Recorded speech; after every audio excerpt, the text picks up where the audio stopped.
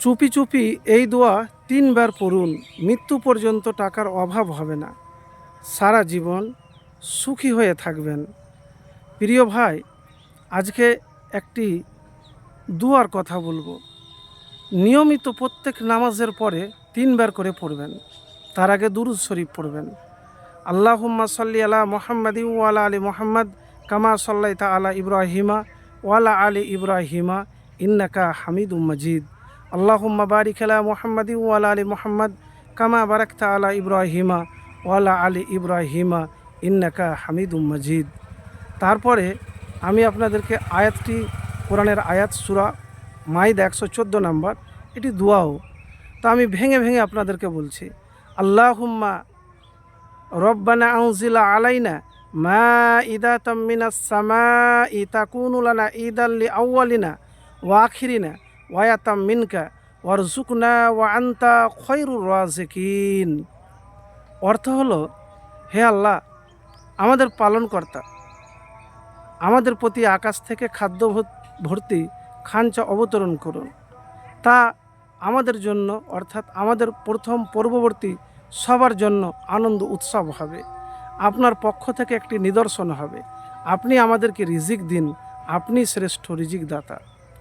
তো এই দোয়া প্রথমে পাঠ করেছিলেন ঈসা আলাইহিস সালাম। আল্লাহ হলো সর্বোত্তম রিজিক দাতা, এটি মুমিনের একান্ত বিশ্বাস। তিনি মানুষকে রিজিক দেন, ধন সম্পদ দেন, টাকা দেন, সব কিছু দেন, প্রয়োজন পূরণ করেন, রিজিকে বরকত দেন। নিজের জন্য ও আগের এবং পরে সবার জন্য উত্তম রিজিক পেতে দোয়া করেছিলেন হযরত ঈসা আলাইহিস সালাম। দোয়াটি আল্লাহ তাআলার এতই পছন্দনীয় হয়ে যায়, তিনি মানুষকে অভাবমুক্ত রাখার জন্য সে দোয়াটি কোরআনে তুলে ধরেছেন। সুতরাং অভাব মোচনে এবং উত্তম রিজিক পেতে এই দোয়াটি বেশি বেশি পড়ুন। তো দোয়াটি আগেই বলেছি, স্ক্রিনে দেওয়া থাকবে। আল্লাহুম্মা রব্বানা আনজিলা আলাইনা মাইদাতাম মিনাস সামাই তাকুনু লানা ঈদাল লিআউয়ালিনা ওয়া আখিরিনা ওয়া আয়াতাম মিনকা ওয়ারযুকনা ওয়া আনতা খায়রুর রাযিকিন। তো প্রিয় ভাই, আপনি চুপি চুপি করবেন। চুপি চুপি মানে আপনি যে আমল করবেন কাউকে দেখানো, মানুষকে দেখানোর জন্য নয়। আমলটি আপনি চুপি চুপি করবেন। প্রত্যেক নামাজের পরে 3 বার করে এই আয়াতটি পাঠ করবেন।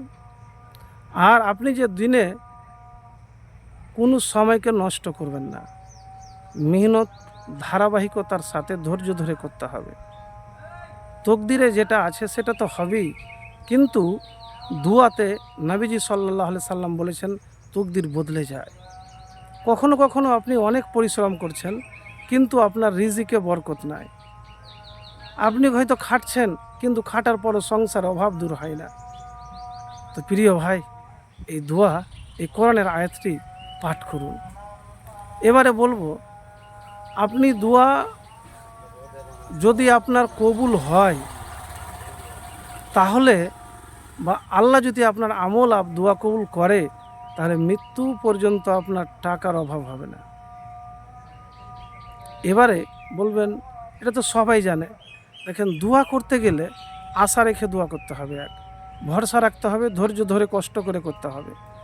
2, দোয়া তখনই কবুল হবে যখন আপনি সব দিক থেকে পাক হবেন।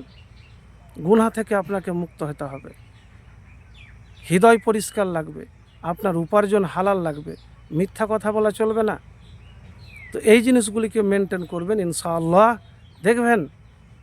আর সময়কে যদি কাজে লাগাতে পারেন, পরিশ্রম কখনো বেইমানি করে না। আর আল্লাহর কাছে দোয়া করেছেন, আশা রেখেছেন, হতাশ হবেন না, পাবেনই পাবেন ইনশাআল্লাহ।